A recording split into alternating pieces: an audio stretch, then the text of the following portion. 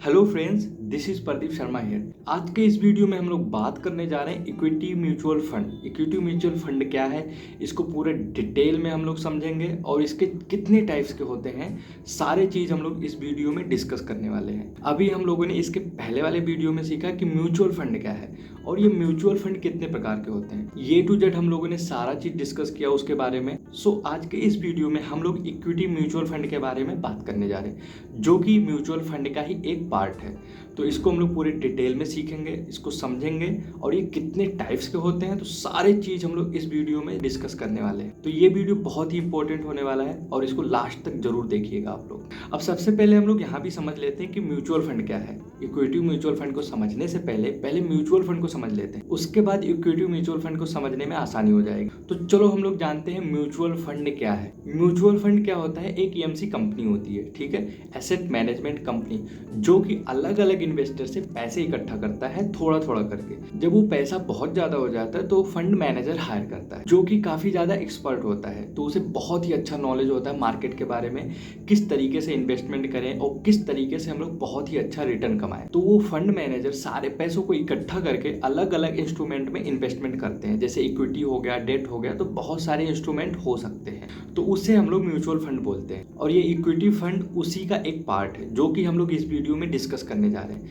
अगर आपने mutual fund का वीडियो नहीं देखा तो आप पिछला वीडियो जाके जरूर देखिए, ताकि आपको आसानी से समझ में आ जाए कि म्यूचुअल फंड क्या है और ये कैसे काम करता है। अब यहाँ पे हम लोग समझते हैं कि इक्विटी म्यूचुअल फंड को इक्विटी म्यूचुअल फंड क्यों बोलते हैं। सेबी के गाइडलाइंस के हिसाब से 65% फंड अगर इक्विटी या इक्विटी रिलेटेड इंस्ट्रूमेंट में इन्वेस्टमेंट किया जाता है तो उससे हम लोग इक्विटी म्यूचुअल फंड बोलते हैं। अब यहाँ इसके आगे हम लोग बात करने जा रहे हैं इक्विटी म्यूचुअल फंड के टाइप्स के बारे में, कि इक्विटी म्यूचुअल फंड कितने टाइप्स के हो सकते हैं, जो कि हम लोग एक एक करके जानते हैं। अब इसमें क्या होता है, फर्स्ट में जो आता है मार्केट कैपिटलाइजेशन के हिसाब से, यानी कि based on market capitalisation. Market capitalisation के हिसाब से ये कितने टाइप्स के होते हैं, इसकी कई तरीके से कैटेगरी होती है, जो कि हम लोग एक एक करके देख रहे हैं। तो हम लोग पहले यहाँ पे मार्केट कैपिटलाइजेशन ही समझ लेते हैं, उसके आगे हम लोग डिस्कस करेंगे किस तरीके से इसको कैटेगरी में डिवाइड किया गया है। अब मार्केट कैप को समझने के लिए इसका एक छोटा सा फॉर्मूला होता है, और वो फॉर्मूला क्या है, current market price multiply by total number of outstanding shares. अब इसमें क्या हुआ, जो मार्केट में शेयर का जो प्राइस चल रहा है करंट में, मतलब इस समय क्या चल रहा है, उसके बाद जितने शेयर इशू किए गए हैं उस कंपनी के द्वारा, उससे मल्टीप्लाई करते हैं, उसके बाद हमारा मार्केट कैपिटलाइजेशन निकल के आता है। अब इसको एग्जांपल के साथ समझते हैं। मान लिया जाए कि कोई कंपनी है जो 100 शेयर इशू कर रखा है, ठीक है, एक एग्जांपल के रूप में, और उसका इस समय करंट मार्केट प्राइस है 10 रुपये पर शेयर। अब क्या होगा इसमें, अब उससे मल्टीप्लाई करेंगे 100 शेयर से, यानी कि 10 मल्टीप्लाई बाय 100, उसके बाद जो आता है वो 1000 आता है, यानी कि 1000 रुपए की ये वैल्यूएशन वाली कंपनी है। एक मोटा मोटी मैंने एग्जांपल दिया है, बाकी ये करोड़ों करोड़ों के मार्केट कैपिटलाइजेशन वाली कंपनियां होती हैं। तो मार्केट कैपिटलाइजेशन इस तरीके से निकाल सकते हैं। अब उसके बाद हम लोग देखते हैं कि मार्केट कैपिटलाइजेशन के हिसाब से कितनी कैटेगरी में डिवाइड किया गया इसे। सबसे पहले आता है लार्ज कैप। अब लार्ज कैप क्या होता है, वो कंपनियां जो सबसे बड़ी कंपनियां हैं मार्केट कैपिटलाइजेशन के हिसाब से, जैसा अभी हम लोगों ने निकाला है उस अकॉर्डिंग ये कंपनियां काफी बड़ी हैं। तो इसमें क्या होता है, सेबी के गाइडलाइंस के हिसाब से 80% फंड इन्वेस्टमेंट करना पड़ता है। तो अब इसमें कैसे पता चलता है कि लार्ज कैप जो कंपनियां हैं वो कितनी है जिसमें वो फंड मैनेजर इन्वेस्टमेंट करे। अब इसको क्या हुआ, सेबी ने एक इंडेक्स के रूप में निर्धारित किया है, जिसे हम लोग बोलते हैं निफ्टी 100। इसमें ये 100 कंपनियां होती हैं जो लार्ज कैप में आता है, जिसमें fund manager in large cap कंपनियों में इन्वेस्टमेंट करता है। ये 100 कंपनियां होती हैं। तो आप अगर गूगल सर्च करेंगे निफ्टी 100 तो आ जाएगा, आप वहां पे देख सकते हैं। उसके बाद आता है मिड कैप फंड। तो इसमें क्या होता है, 65% एसेट्स इसमें इन्वेस्टमेंट होना चाहिए सेबी के गाइडलाइंस के हिसाब से। इसका भी सेबी ने इंडेक्स बनाया हुआ है निफ्टी मिड कैप 150। इसमें 150 कंपनियां होती हैं जिसमें मिड कैप वाली कंपनियां होती हैं। तो इन 150 कंपनियों में ये फंड मैनेजर इसमें इन्वेस्टमेंट करते हैं, मिड कैप वाले। उसके बाद आता है स्मॉल कैप। स्मॉल कैप में भी 65% एसेट्स इसमें यूज करना पड़ता है, और इसका भी इंडेक्स होता है निफ्टी स्मॉल कैप 250, यानी कि 250 कंपनियां होती हैं जो स्मॉल कैप के रेंज में रखा गया है, जिसमें फंड मैनेजर इन्वेस्टमेंट करता है। और उसके बाद आता है large cap and mid cap fund. अब इसमें क्या होता है, इसमें क्या होता है, जो फंड मैनेजर होता है वो लार्ज कैप और मिड कैप दोनों में इन्वेस्टमेंट करता है, जो कि 35% के रूप में दोनों में डिवाइड किया जाता है। 35% इसमें, 35% इसमें, तो दोनों में डिवाइड करके इन्वेस्टमेंट किया जाता है। उसके बाद आता है मल्टी कैप। मल्टी कैप में क्या होता है, ये तीनों कैटेगरी में इन्वेस्टमेंट कर सकते हैं, जैसे large cap, mid cap, small cap, ये तीनों कैटेगरी में इन्वेस्टमेंट कर सकते हैं। और ये 25% पर कैटेगरी में डिवाइड किए जाते हैं। लार्ज कैप में 25%, मिड कैप में 25% और स्मॉल कैप में 25%।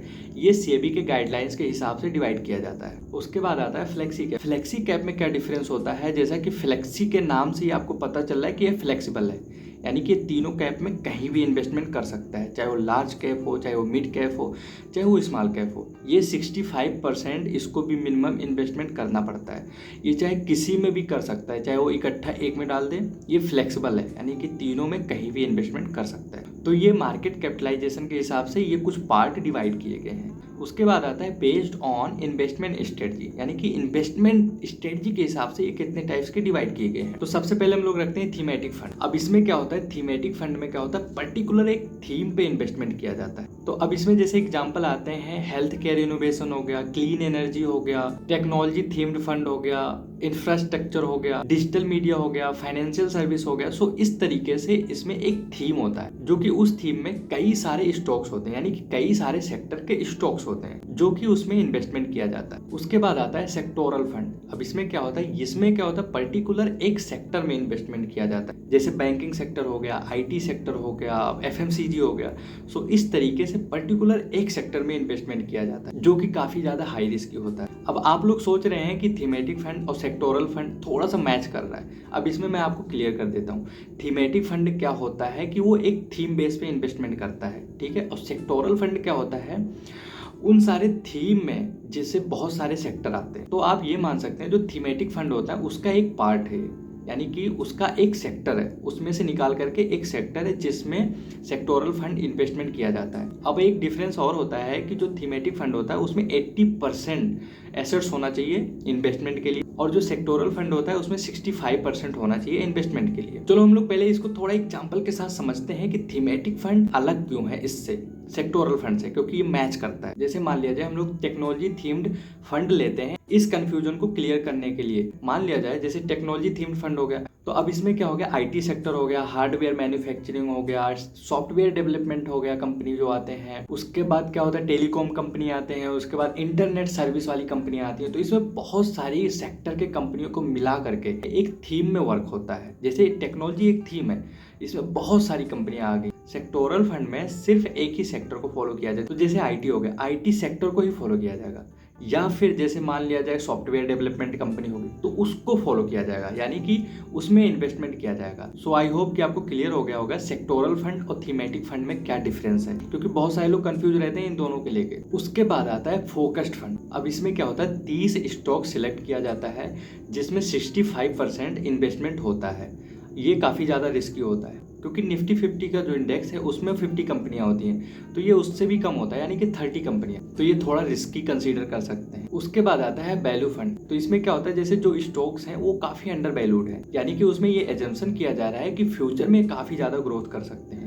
सो अंडर वैल्यूड कंपनियों को पकड़ा जाता है, उनको टारगेट किया जाता है, उसमें इन्वेस्टमेंट किया जाता है। उसके बाद आता है कॉन्ट्रा फंड। कॉन्ट्रा फंड में भी सेम यही प्रोसेस फॉलो किया जाता है कि जो कंपनियां अपने इंट्रिंसिक वैल्यू से काफ़ी नीचे हैं, यानी कि अंडर वैल्यूड है, और दूसरी बात कि ये मार्केट से अगेंस्ट होते हैं, यानी कि मार्केट अप ट्रेंड में चल रहा है तो ये क्या होगा, उसके अपोजिट जाएंगे, यानी कि ये डाउन ट्रेंड में होंगे, जो कि इसमें भी इसके फ्यूचर के हिसाब से एजम्पशन किया जाता है कि आगे चल के काफ़ी ज़्यादा ग्रोथ करने वाले होते हैं। तो इसमें दोनों फैक्टर को देखना पड़ता है, जैसे टेक्निकल के हिसाब से और फंडामेंटली भी देखते हैं। तो ये तो सबसे ज़्यादा रिस्की होता है, क्योंकि ये एक तो अंडर वैल्यूड है, उसके बाद ये मार्केट के अगेंस्ट जा रहे हैं, तो ये सबसे ज़्यादा रिस्की होता है, क्योंकि मार्केट के ये साथ जा ही नहीं रहे। तो कॉन्ट्रा फंड में भी 65% एसेट्स इन्वेस्टमेंट करना पड़ता है। उसके बाद आता है डिविडेंड यील्ड फंड। अब इसमें क्या होता है, जो फंड मैनेजर होता है वो उन कंपनियों में इन्वेस्टमेंट करता है जिसमें डिविडेंड प्रोवाइड किया जाता है, जिससे डिविडेंड मिलता है। इसमें भी क्या होता है, 65% तक इसमें भी इन्वेस्टमेंट करना पड़ता है अपने एसेट्स के। जब इसमें डिविडेंड मिलता है तो वो डिस्ट्रीब्यूट कर दिया जाता है इन्वेस्टर के पास। उसके बाद आता है ग्रोथ फंड। अब ग्रोथ फंड के नाम से ही पता चल रहा है ग्रोथ, यानी कि इसका मतलब क्या होगा, जो ग्रोथ फंड होते हैं उसमें काफ़ी ज़्यादा हाई ग्रोथ होता है। क्यों होता है कि जो रिटर्न आता है उसको भी री इन्वेस्टमेंट किया जाता है, और जो डिविडेंड आता है उसको भी री इन्वेस्टमेंट किया जाता है।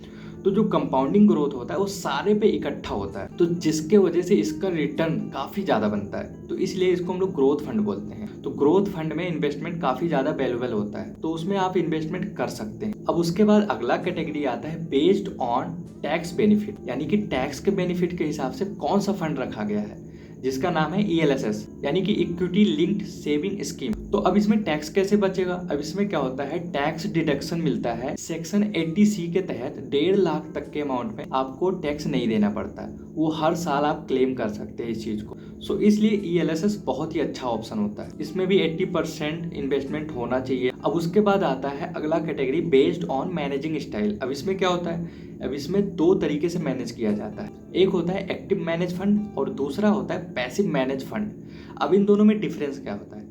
एक्टिव का मतलब आप समझ पा रहे होंगे कि एक्टिव का मतलब एक्टिवली कोई काम किया जाता है। अब एक्टिव फंड में क्या होता है, जो फंड मैनेजर होता है वो काफी एक्टिवली काम करता है, वो खुद से रिसर्च करेगा, स्टॉक सिलेक्ट करेगा और उसमें इन्वेस्टमेंट करेगा और डेली उसको ट्रैकिंग करेगा, तो बहुत सारी चीजें वो खुद अपनी निगरानी में करता है। सो जिसके वजह से एक्टिव फंड काफी अच्छा रिटर्न दे सकते हैं, क्योंकि वो फंड मैनेजर खुद एक्टिवली उसमें सारी चीज कर रहा है। अब उसके बाद पैसिव फंड को देखते हैं। पैसिव फंड में क्या होता है, जो फंड मैनेजर होता है वो किसी इंडेक्स को फॉलो करता है, जैसे S&P 500 हो गया या निफ्टी 50 का कोई इंडेक्स हो गया, जिसमें इंडेक्स फंड, म्यूचुअल फंड आते हैं, ETFs आते हैं, तो ये सारे कैटेगरी के इसमें आते हैं जो कि इंडेक्स को फॉलो करते हैं। अब इसमें क्या होता है, जो फंड मैनेजर होता है, जितना स्टॉक्स होता है निफ्टी 50 में या S&P 500 में, तो जिस परसेंटेज में निफ्टी 50 में जैसे स्टॉक्स है उस परसेंटेज में फंड मैनेजर इन्वेस्टमेंट करता है। तो इसमें उसको बहुत ज्यादा स्ट्रगल की जरूरत नहीं पड़ती, बहुत ही ज्यादा एक्टिव होने की जरूरत नहीं होता फंड मैनेजर को, क्योंकि वो इंडेक्स को फॉलो करता है। सो इस तरीके से इसमें एक चीज और डिफरेंस आता है एक्सपेंस रेशियो का। एक्सपेंस रेशियो यानी कि चार्जेस जो फंड मैनेजर लेता है। अब एक्टिव फंड में थोड़ा सा ज्यादा चार्जेस लेता है क्योंकि वो एक्टिवली मैनेज कर रहा है, और पैसिव मैनेज फंड में थोड़ा सा कम होता है क्योंकि इसमें ज्यादा उसको स्ट्रगल करने की जरूरत नहीं पड़ती, ये एक इंडेक्स को फॉलो करता है, जिसके वजह से उसका कम चार्जेस होता है। तो ये इक्विटी म्यूचुअल फंड के कुछ टाइप्स थे जिनको हम लोगों ने पूरे डिटेल में बात किया, और एक एक करके हर कैटेगरी के बारे में हम लोगों ने इस वीडियो में समझा। सो आई होप गाइज कि आपको वीडियो समझ में आ गया होगा। अगर आपको वीडियो पसंद आता है तो लाइक करें, शेयर करें, सब्सक्राइब करें, कमेंट करें। कमेंट जरूर करिए ताकि हमको पता चल सके कि आपको वीडियो समझ में आ रहा है कि नहीं आ रहा है। और इसके आगे आने वाली वीडियो में हम लोग बात करेंगे कौन सा बेस्ट म्यूचुअल फंड होता है और क्या क्या चीज देखना पड़ता है उसमें इन्वेस्टमेंट करने से पहले। सो चलिए गाइज, आज का वीडियो हम लोग यहीं पे क्लोज करते हैं। सो आज के लिए बस इतना ही। सो तब तक के लिए follow the trend and make your trade easy with Trendy. Thanks for watching this video. Bye bye.